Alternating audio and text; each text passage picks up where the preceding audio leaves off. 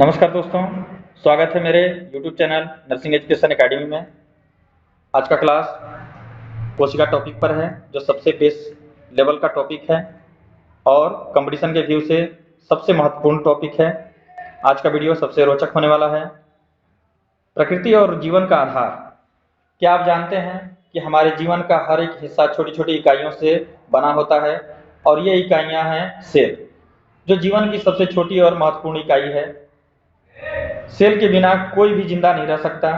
छोटी से छोटी चीज जैसे बैक्टीरिया से लेकर बड़े बड़े जीव जैसे इंसान, सबका जीवन सेल पर ही आधारित है। तो चलिए आज इस वीडियो को समझते हैं कि सेल क्या होता है, कैसे काम करती है और इसके प्रकार क्या हैं। सेल का अर्थ है कोशिका, जो एक जिंदा प्राणी या पौधे की आधारभूत इकाई है।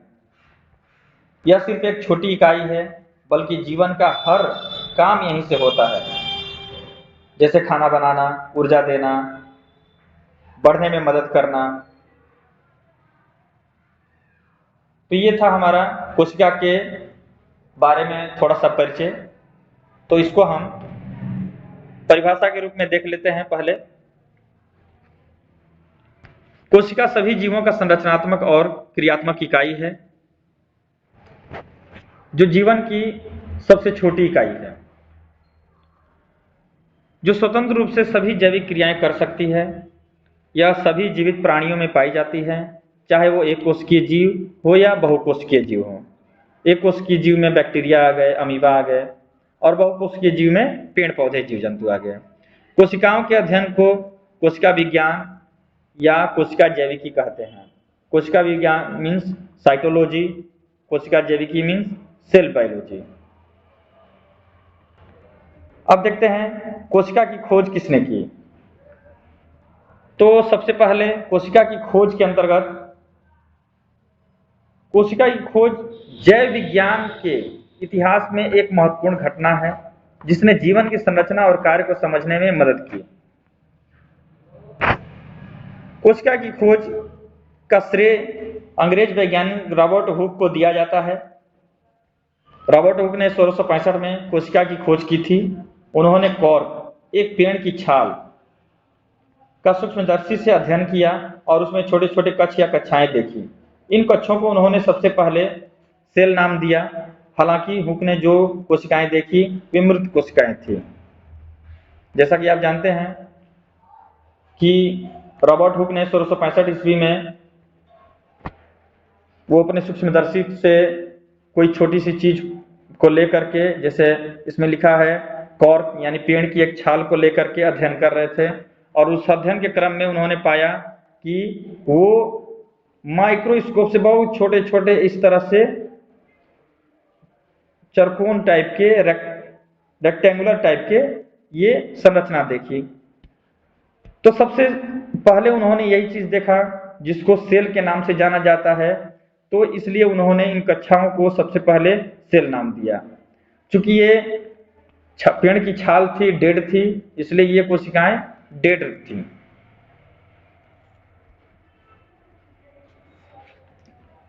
अब दूसरा श्रेय जाता है एंटोन ल्यूवेनहॉक। यह सबसे महत्वपूर्ण टॉपिक है कंपटीशन के व्यू से कि एंटोन ल्यूवेनहॉक ने अपने लाइफ में, अपने अध्ययन में क्या पाया। तो एंटोन ल्यूवेनहॉक साल 1674 में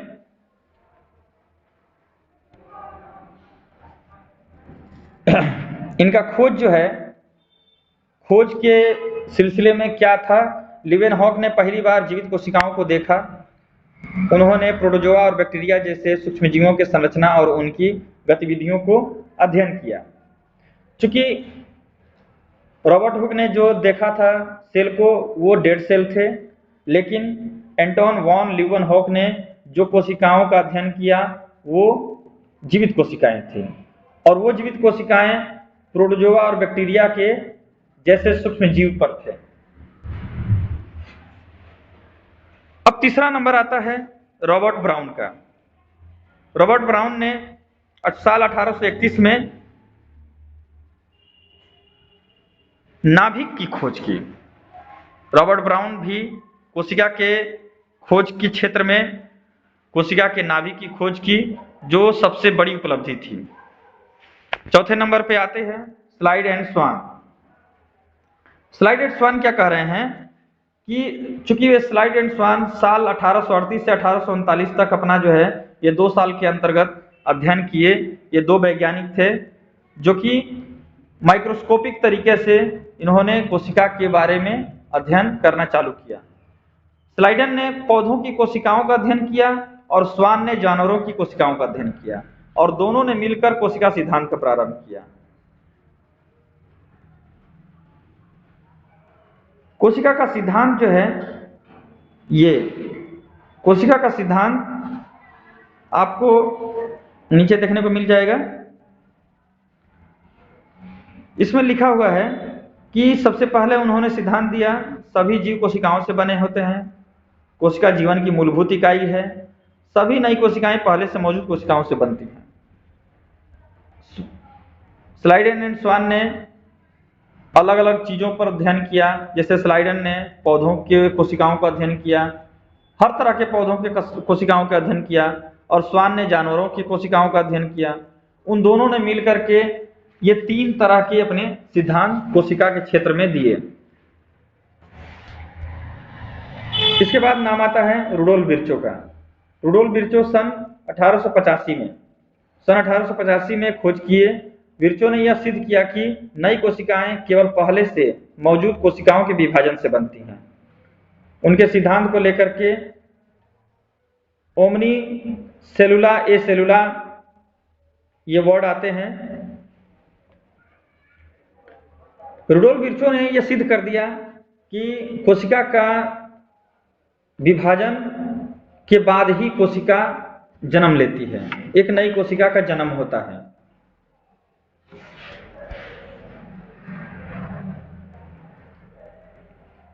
अब देखते हैं कोशिका का प्रकार। कोशिका का संरचना अलग अलग जगहों पर, अलग अलग जीवों में, अलग अलग पेड़ पौधों में अलग अलग रहते थे। तो कोशिका का संरचना के आधार पर कोशिका को 2 प्रकार में बांटा गया। पहला है प्रोकारियोटिक और दूसरा है यूकारियोटिक। तो सबसे पहले प्रोकारियोटिक को देख लेते हैं। प्रोकारियोटिक कोशिकाएं ऐसी कोशिकाएं होती हैं जिनमें नाभिक और झिल्लीबद्ध अंगक नहीं होते हैं। इन कोशिकाओं में डीएनए एक वृत्ताकार संरचना में होता है और सीधे साइटोप्लाज्म में होता है, क्योंकि इनमें नाभिकीय झिल्ली का अभाव होता है। ये कोशिकाएं सरल और प्राचीन होती हैं। प्रोकारियोटिक कोशिकाएं मुख्य रूप से एक कोशिकीय जीवों में पाई जाती हैं, जैसे बैक्टीरिया, अमीबा, ईस्ट, यूग्लिना और आर्किया। प्रोकारियोटिक कोशिकाएं के रूप में ये देखा गया कि ऐसे कोशिकाएं सबसे पहले एक कोशिकीय जीव में ही देखा जाता है। एक कोशिकीय जीव में जो कोशिकाएं पाई जाती हैं उसमें न तो कोशिका झिल्ली होती है, न कोशिका केंद्र होता है यानी नाभिक, और न ही कोशिका के अंदर कोई अंगक होते हैं। अंगक मीन्स कोशिका द्रव में कुछ ऐसे अंग होते हैं जो कोशिका को जीवित रखने में मदद करते हैं, उसे कोशिका अंगक बोलेंगे। लेकिन इसमें जो है कोशिका अंगक नहीं थे। ऐसी कोशिकाएं बैक्टीरिया में, अमीबा में, ईस्ट में, यूग्लिना और आर्किया, ये जीव आते हैं जो कि एक कोशिकीय जीव होते हैं और सूक्ष्मदर्शी के माध्यम से ही देखे जाते हैं। इनकी विशेषताएं क्या हैं? तो वही है, नाभिक का अभाव, झिल्लीबद्ध अंगक नहीं होते हैं, डीएनए वृत्ताकार साइटोप्लाज्म में उपस्थित, साइटोप्लाज्म मीन्स कोशिका द्रव्य, कोशिका द्रव्य में ही उपस्थित होते हैं, आकार में छोटे होते हैं। चलिए अब देखते हैं यूकारियोटिक कोशिकाएं। यूकारियोटिक कोशिकाएं क्या होती हैं, तो इसका परिभाषा हम लोग देखते हैं। यूकैरियोटिक कोशिकाएं ऐसी कोशिकाएं होती हैं जिनमें एक सुस्पष्ट नाभिक होता है और यह नाभिक झिल्ली से घिरा होता है। इनमें झिल्लीबद्ध अंगक भी होते हैं, जैसे mitochondria, Golgi body, endoplasmic reticulum आदि। यूकारियोटिक कोशिकाएं अधिक जटिल होती हैं और बहुकोशिकीय जीवों में पाई जाती हैं, जैसे कि पौधे, जानवर, कवक और प्रोटिस्टा। यूकारियोटिक कोशिकाओं को आप स्पष्ट रूप से समझने के लिए समझ लें कि ऐसी कोशिकाएं जिसके अंदर एक सुस्पष्ट नाभिक होता है, यानी केंद्रक होता है। आगे पढ़ाएंगे ये नाभिक क्या होता है। नाभिक के साथ साथ कोशिका के बाद कोशिका में कोशिका झिल्ली होती है, कोशिका के अंगक होते हैं, कोशिका द्रव के अंदर अंगक होते हैं। तो ऐसी कोशिकाएं यूकारियोटिक कोशिकाएं कहलाएंगी। उसकी मुख्य विशेषताएं हैं झिल्ली से घिरा हुआ नाभिक, झिल्लीबद्ध अंगकों की उपस्थिति, डीएनए क्रोमोसोम के रूप में नाभिक के अंदर होता है, आकार में बड़े और जटिल होते हैं। ये यूकारियोटिक कोशिकाओं के विशेषताएं हैं। अब हम लोग देखते हैं कोशिका की संरचना। कोशिका की संरचना कैसी होती है, तो आप देख रहे हैं ये जो संरचना है कोशिका का संरचना है, जो कि नाभिक है इसके अंदर, और कोशिका के बाहर सेल मेम्ब्रेन है, कोशिका भित्ति है, नाभिक के अंदर केंद्रिका है, अंगक हैं। तो इस संरचना के आधार पर इसको मुख्य 3 भागों में विभाजित किया जाता है। पहला है कोशिका झिल्ली, दूसरा है केंद्रक, तीसरा है कोशिका द्रव्य। तो कोशिका झिल्ली के बारे में देखते हैं। तो कोशिका झिल्ली के बारे में पहले देखते हैं। तो कोशिका झिल्ली क्या है? चूंकि कोशिका झिल्ली को 2 पार्ट में बांटा गया है, एक कोशिका झिल्ली और दूसरा है कोशिका भित्ति। कोशिका झिल्ली ये है, इसको ध्यान से देख लेते हैं। जो इसके अंदर ये, और कोशिका भित्ति क्या है? जो इसके बाहर ये इन दोनों में अंतर है। तो इसको आगे पढ़ते हैं। कोशिका झिल्ली, यह कोशिका के चारों ओर एक पतली परत होती है जो कोशिका के अंदर और बाहर के वातावरण को अलग करती है। यह अर्धपारगम्य होती है, जो कुछ पदार्थों को आने देती हैं और कुछ को बाहर निकाल देती हैं। यह कोशिका को सुरक्षा और आकार प्रदान करती हैं। कोशिका झिल्ली के बारे में क्या कहा गया कि यह कोशिका के चारों ओर पतली परत होती है, कोशिका के अंदर और बाहर का वातावरण को अलग करती है। ये क्या कर रहा है कि ये सबसे अलग कर देता है कोशिका को, और अर्धपारगम्य होता है। अर्धपारगम्य का मतलब ये होता है कि अपने अंदर अच्छे चीजों को लाना और बेकार चीजों को बाहर निकालना, ये अर्धपारगम्य का मतलब है। तो कोशिका झिल्ली पतली होती है और अर्धपारगम्य होती है। यह कोशिका को सुरक्षा और आकार प्रदान करता है। क्योंकि ये अंदर से इसका झिल्ली रहता है, इसलिए वो एक अलग ही उसको सुरक्षा देता है और आकार देता है। दूसरा क्या देखते हैं? कोशिका भित्ति। कोशिका भित्ति जो है क्या होता है, इसके बारे में जान लेते हैं। यह पौधों, कवक और कुछ प्रोकैरियोटिक कोशिकाओं में पाए जाते हैं। ये बोल रहा है कि यह पौधे, कवक और कुछ प्रोकैरियोटिक कोशिकाओं में पाई जाती हैं। पौधे और कवक ये क्या है?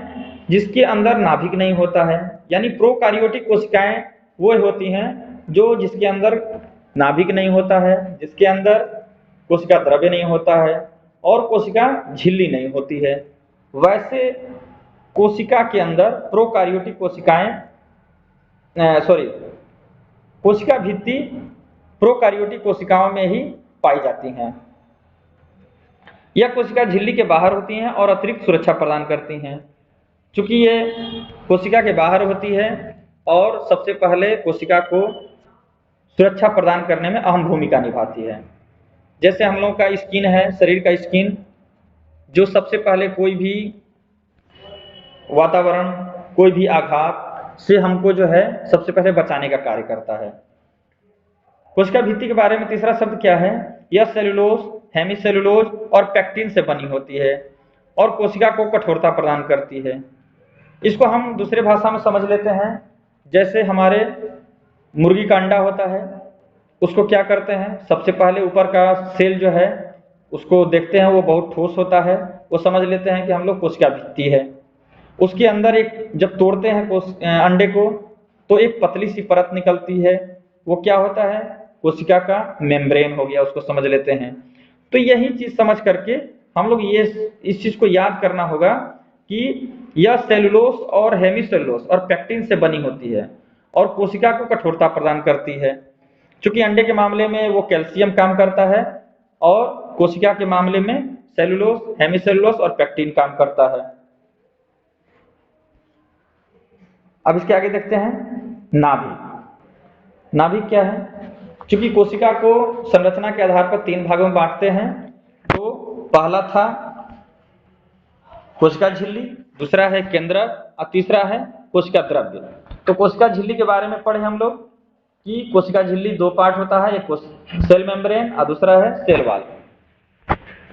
दूसरे टॉपिक को हम लोग पढ़ेंगे ये केंद्रक। केंद्रक के बारे में हम आज पढ़ते हैं।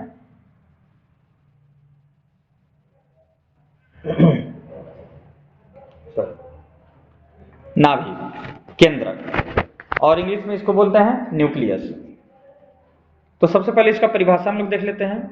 कोशिका का केंद्रक, सेल न्यूक्लियस, एक झिल्ली से घिरा हुआ कोशिकांग है जो कोशिका का नियंत्रण केंद्र माना जाता है। यह यूकार्योटिक कोशिकाओं में पाया जाता है और इसमें अनुवांशिक पदार्थ डीएनए, डीऑक्सीराइबोन्यूक्लिक एसिड होता है, जो कोशिका विभाजन में महत्वपूर्ण भूमिका निभाता है, क्योंकि यह अनुवांशिक पदार्थ की प्रतिलिपि बनाकर उसे अगली पीढ़ी को संचारित करता है। डीएनए में जीन होते हैं जो प्रोटीन और अन्य अणुओं के निर्माण के लिए आवश्यक सूचनाएं देते हैं, जिससे कोशिका के सभी कार्यों का संचालन होता है। केंद्रक के बारे में क्या बोल रहा है कि यह केंद्रक जो होता है कोशिका का नियंत्रण केंद्र माना जाता है और ऐसे में यूकार्योटिक कोशिकाओं में सबसे ज्यादा पाया जाता है। अब यूकार्योटिक कोशिका हम पढ़े पहले। यूकार्योटिक कोशिका क्या होता है? जिसमें कोशिका द्रव्य होता है, कोशिका झिल्ली होता है और नाभिक होता है। तो जितने तरह की ये कोशिका द्रव्य जितने प्रकार की कोशिका पाए जाते हैं जिसमें ये सब तीनों होते हैं, वो यूकार्योटिक कोशिका होता है। अब यूकार्योटिक कोशिका के अंदर जो नाभिक पाया जाता है, नाभिक के बारे में ये बात कही जा रही है कि ये अनुवांशिक पदार्थ इसमें अनुवांशिक पदार्थ जो है रहते हैं जो कोशिका विभाजन में महत्वपूर्ण भूमिका निभाते हैं। चूंकि कोशिका का विभाजन भी होता है, वो एक कोशिका से दूसरे कोशिका में अपना विभाजित कर लेता है, तो उसमें सबसे अहम भूमिका केंद्रक का होता है और यह अनुवांशिक पदार्थों की प्रतिलिपि बनाकर उसे अगली पीढ़ी को संचारित करता है। इसका मतलब यह है कि वो अपने जैसे नेचर को अगले सेल में डालने का क्षमता रखता है, अपने जैसे नेचर को दूसरे नए सेल में संचारित करने का क्षमता रखता है। डीएनए में जीन होते हैं जो प्रोटीन और अणुओं के बने होते हैं। चूंकि जीन हमारे क्रोमोसोम के बारे में बोल रहा है, तो ऐसे में डीएनए जो है डीएनए में जीन होते हैं जो मतलब जीन के बारे में बोल रहा है कि जीन प्रोटीन और अन्य अणुओं के निर्माण के लिए आवश्यक सूचनाएं देते हैं, जिससे कोशिका के सभी कार्यों का संचालन होता है। तो नाभिक जो है, नाभिक का केंद्रक कौन है? नाभिक का नियंत्रण केंद्र कौन है?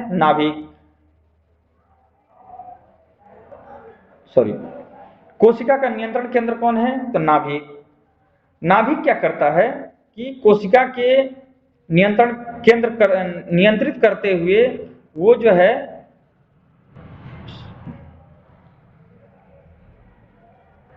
अब दूसरा पॉइंट देखते हैं नाभिक। कोशिका का केंद्रक एक झिल्ली से घिरा हुआ कोशिकांग है जो कोशिका का नियंत्रण केंद्र माना जाता है। यह यूकार्योटिक कोशिकाओं में पाया जाता है और उसमें आनुवांशिक पदार्थ डीएनए डीऑक्सीराइबोन्यूक्लिक एसिड होता है जो कोशिका विभाजन में महत्वपूर्ण भूमिका निभाता है, क्योंकि आनुवांशिक पदार्थ की प्रतिलिपि बनाकर उसे अगली पीढ़ी को संचालित करता है।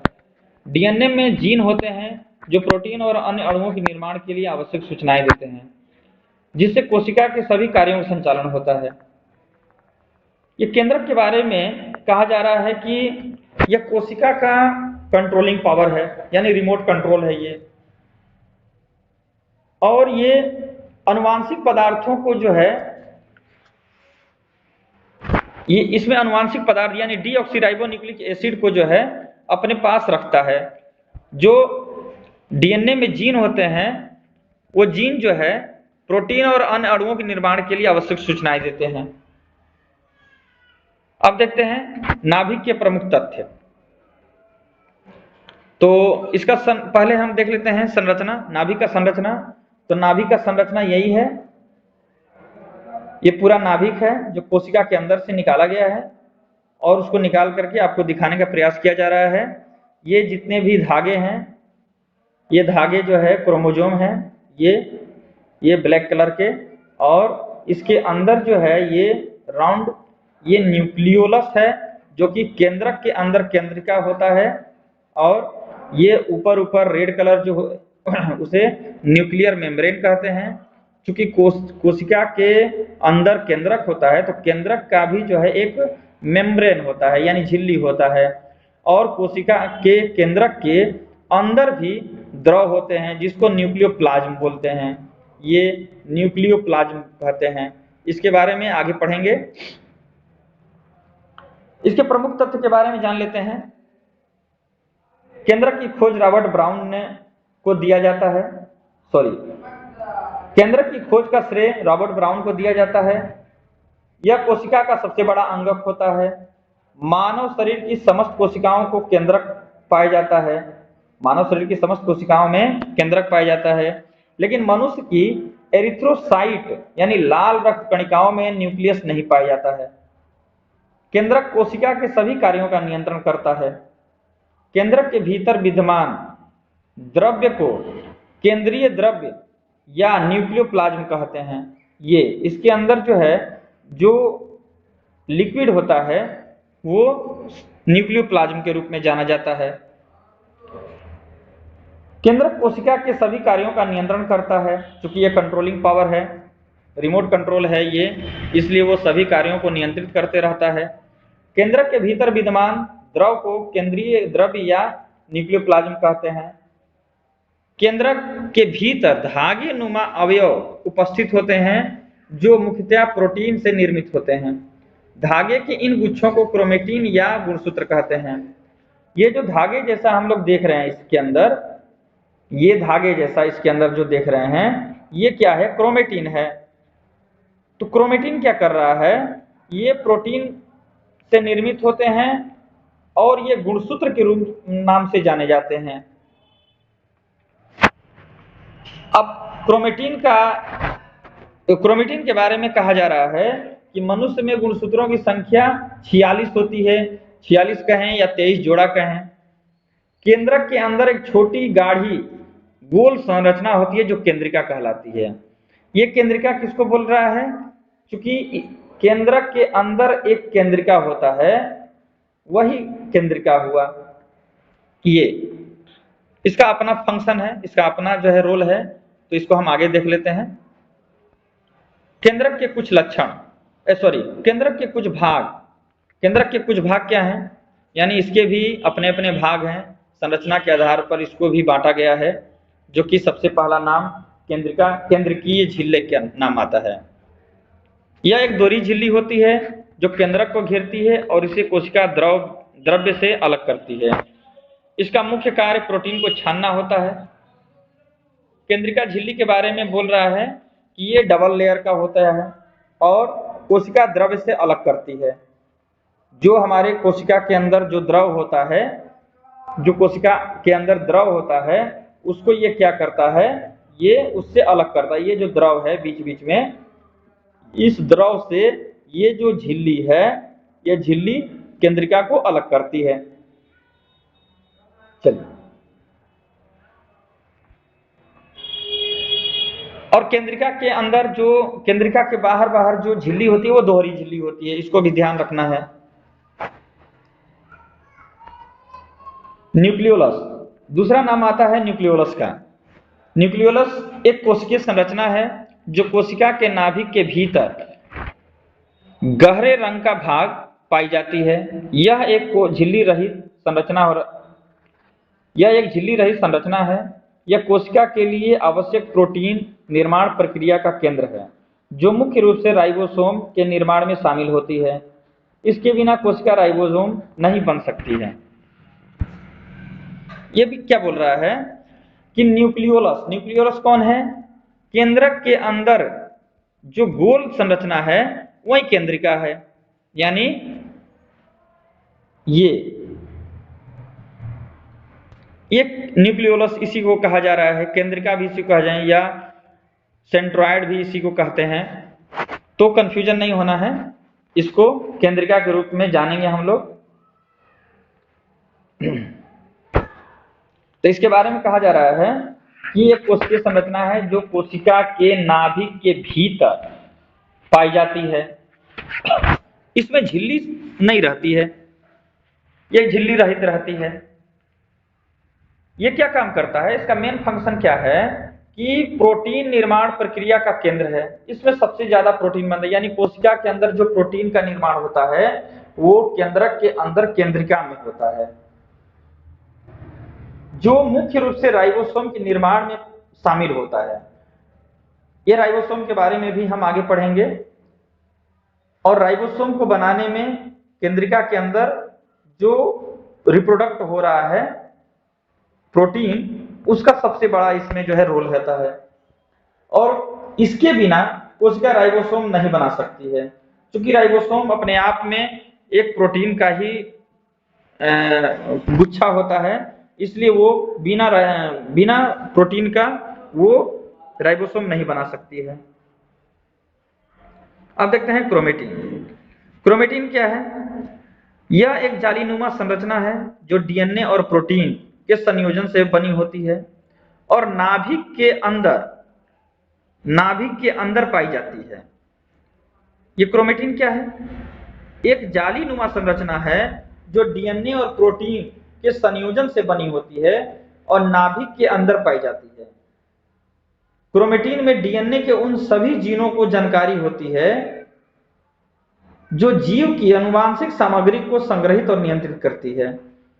अब क्रोमेटिन को पहले देख लेते हैं, क्रोमेटिन है क्या? तो हम पहले भी बताए थे कि क्रोमेटिन ये धागा नुमा जो है संरचना है, इसी को बोलेंगे। ये जितने भी धागे नुमा संरचना है इसी को हम लोग क्रोमेटिन बोलते हैं, जो कि सबसे इंपॉर्टेंट पार्ट होता है हमारे नाभिक का। उसमें क्या होता है? डीएनए और प्रोटीन का संयोजन होता है, यानी उसमें जो है प्रोटीन और प्रोटीन क्या है? डीएनए और प्रोटीन क्या है? हिस्टोन और प्रोटीन, यानी हिस्टोन प्रोटीन का संयोजन होता है उसमें, और नाभिक के अंदर पाई जाती है। चूंकि वो नाभिक के अंदर पाई जाती है इसलिए वो जालीनुमा संरचना की बनी होती है।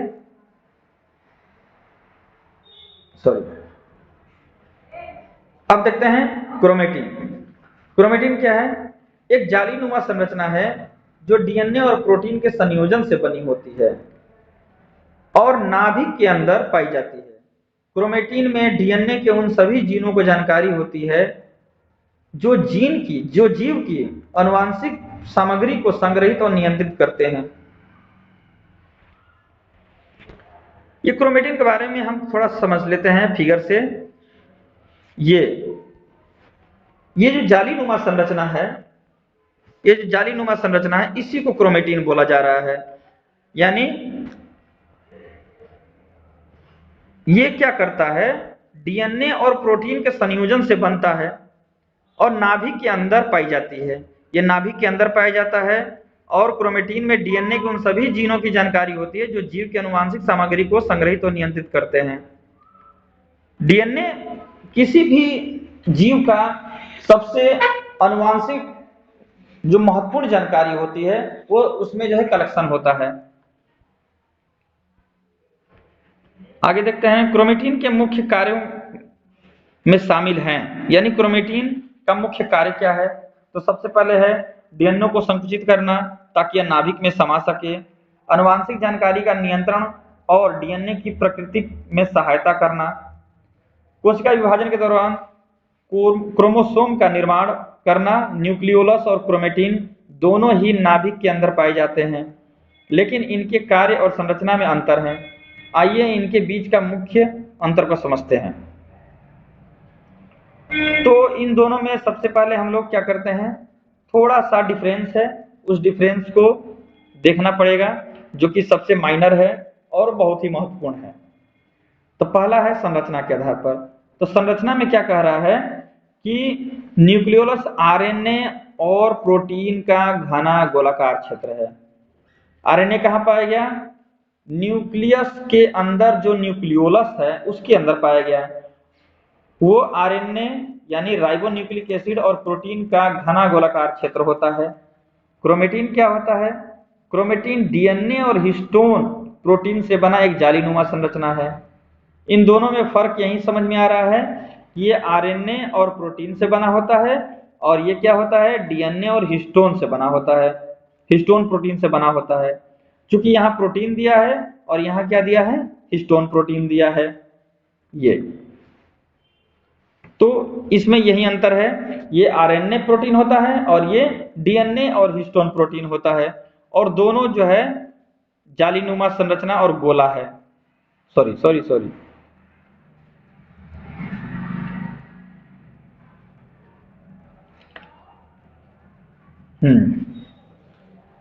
आइए देखते हैं न्यूक्लियोलस और क्रोमेटिन के बीच में अंतर। तो सबसे पहले संरचना के आधार पर देखते हैं अंतर क्या होता है। न्यूक्लियोलस आरएनए और प्रोटीन का घना गोलाकार क्षेत्र है, और क्रोमेटिन क्या है, क्रोमेटिन डीएनए और हिस्टोन प्रोटीन से बना एक जालीनुमा संरचना है। यानी न्यूक्लियोलस क्या है कि आरएनए और प्रोटीन का घना गोलाकार क्षेत्र है, ये गोल है और घना भी है, जिसमें आरएनए और प्रोटीन शामिल है। क्रोमेटिन में क्या है, डीएनए है और हिस्टोन प्रोटीन है, जो कि जालीनुमा संरचना है। ये संरचना के आधार पर इसको अंतर में देखा जा रहा है। दूसरा क्या है, कार्य के आधार पर। राइबोसोम यानी राइबोसोमल आरएनए का संश्लेषण होता है, किसमें, न्यूक्लियोलस में, और राइबोसोम का निर्माण होता है। राइबोसोमल क्या है, ये रॉ मटेरियल है आरएनए का। तो राइबोसोमल का उसमें संश्लेषण होता है, यानी संश्लेषण मीन्स अलग अलग चीजों को मिलाकर एक नया चीज बनाना, वो संश्लेषण हुआ। तो राइबोसोमल से क्या बनता है, आरएनए बनता है, और ये क्या करता है, राइबोसोम के निर्माण में ज्यादा मदद करता है। अब क्रोमेटिन में क्या होता है, क्रोमेटिन का कार्य क्या होता है, आनुवांशिक जानकारी को संग्रहित करना। क्रोमेटिन का मेन फंक्शन क्या है कि हमारे पीढ़ी दर पीढ़ी जो जानकारी है उसको वो कलेक्शन करता है और इसको कंट्रोल भी करता है। ठीक है, अगला क्या देखते हैं, स्थिति यानी पोजीशन के आधार पर इसको हम देखते हैं। यानी नाभिक के अंदर स्थित होता है, लेकिन इसका आकार और स्थिति स्थिर रहता है। चूंकि ये नाभिक के अंदर स्थित होता है, लेकिन इसका आकार और स्थिति दोनों ही स्थिर रहता है, कंट्रोल में रहता है। और क्रोमेटिन का क्या कहते हैं कि पूरे नाभिक में फैला होता है और कोशिका विभाजन के समय संकुचित होकर क्रोमोसोम बनाता है। ठीक है, अब कोशिका विभाजन में भूमिका, यानी न्यूक्लियोलस और क्रोमेटिन में ये न्यूक्लियोलस और क्रोमेटिन के बीच जो है कोशिका विभाजन में क्या भूमिका है, ये देखते रहें। न्यूक्लियोलस कोशिका विभाजन के दौरान अस्थायी रूप से गायब हो सकता है, और क्रोमेटिन कोशिका विभाजन के दौरान संकुचित होकर क्रोमोसोम का निर्माण करता है। अब इसका इंपॉर्टेंस क्या है, इंपॉर्टेंस है, पहला, प्रोटीन निर्माण के लिए राइबोसोम का उत्पादन करता है। अगर कोशिका को प्रोटीन चाहिए तो राइबोसोम का उत्पादन करता है। प्रोटीन उत्पादन के लिए राइबोसोम का निर्माण करता है, और ये क्या कर रहा है, आनुवांशिक सामग्री को संरक्षित और नियंत्रित करता है। ये दोनों का महत्व यही है। ठीक है,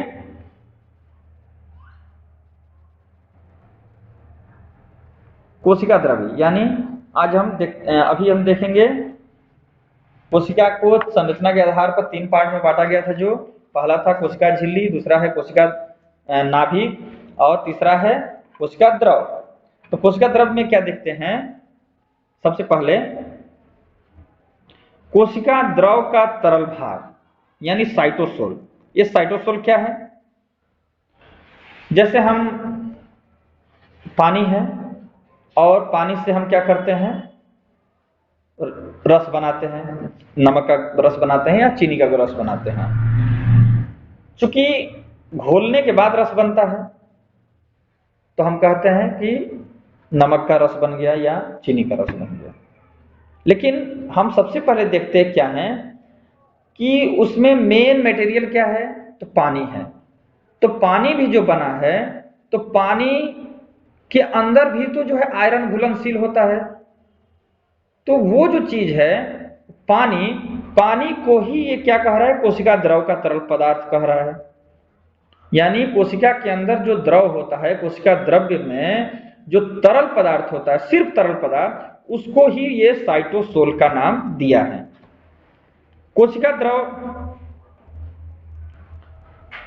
साइटोसोल एक कोशिका के अंदर पाए जाने वाला अर्धद्रव पदार्थ होता है जो कोशिका झिल्ली और नाभिक के बीच स्थित होता है, जो कोशिका का लगभग 55% भाग होता है।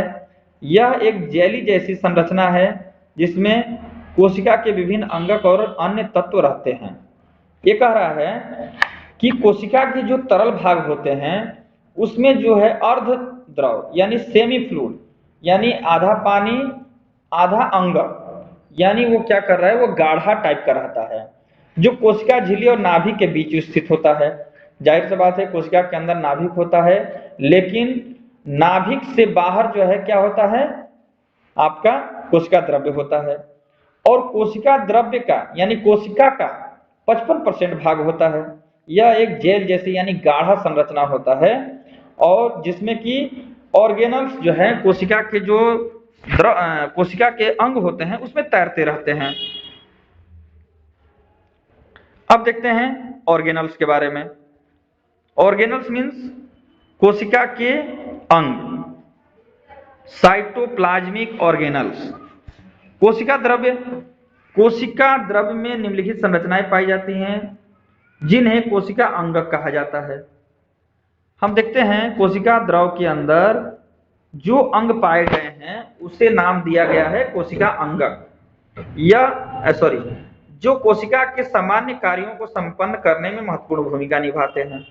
क्योंकि कोशिका के अंदर भी बहुत सारे ऐसे वर्क हैं जो कि कोशिका को करना पड़ता है, और उस कोशिका को करने में सबसे महत्वपूर्ण भूमिका जो है उसके अंगक का होता है। तो कोशिका के अंगक कौन कौन से हैं ये देख लेते हैं। ये अंगक विशिष्ट संरचनाएं होती हैं जिनका अपना एक विशेष कार्य होता है। तो कोशिका के अंगक कौन कौन से हैं, तो पहला है माइटोकॉन्ड्रिया, दूसरा है राइबोसोम, तीसरा है अंतःप्रादुर्वी जालिका, तीसरा है गोल्जी उपकरण, पांचवा है लाइसोसोम्स, छठवां है सेंट्रियोल्स या सेंट्रियोल्स, सातवां है प्लास्टिड्स। यानी कोशिका के अंदर ये 7 तरह के, यानी ये जो कोशिका द्रव है इसके अंदर जो हम पा रहे हैं ये सब अंगक जो पाए जा रहे हैं यही कोशिका अंगक हैं। और इन्हीं कोशिका अंगकों को हम जो है नाम देख रहे हैं, माइटोकॉन्ड्रिया, राइबोसोम, अंतःप्रादुर्वी जालिका, ठीक है, गोल्जी उपकरण, लाइसोसोम, सेंट्रोसोम्स और सेंट्रियोल्स और प्लास्टिड्स, ये हम नाम इसको देख रहे हैं। तो आगे क्लास में हम लोग पढ़ेंगे कि इन अंगों का फंक्शन क्या है और इन लोग के जो है बारे में कुछ विशेष जानकारी लेंगे। ठीक है, तब तक के लिए धन्यवाद दोस्तों। ये था मेरा आज का वीडियो। जो हम आपको आपके भाषा में समझाने का पूरा प्रयास किए हैं। अगर आपको यह वीडियो अच्छा लगे तो वीडियो को लाइक करें और चैनल को सब्सक्राइब करें और अपने दोस्तों को शेयर करना ना भूलें। तो मिलते हैं अगले वीडियो में, तब तक के लिए धन्यवाद।